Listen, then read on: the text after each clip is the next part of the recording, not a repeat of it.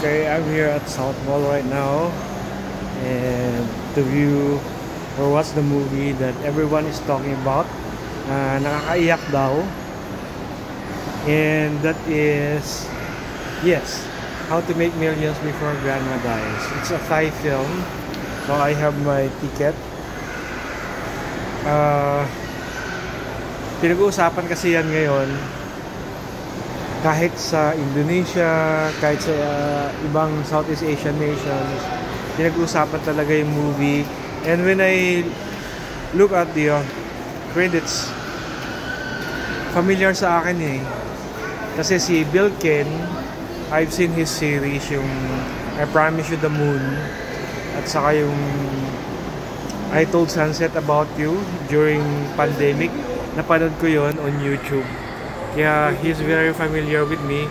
Actually, pinanood ko ulit yung episode 1 ng I Promise You the Moon because the movie is very popular now, and he's also one of the most popular actors now in Asia.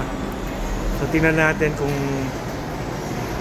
ano yung pinagsasabi nila.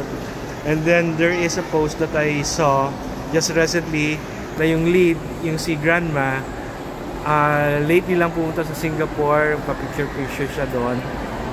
And do you know that this grandma here is a first-time actress in this movie? So let us see what is the movie is all about. Although sinasabi na may mga review na maganda nga.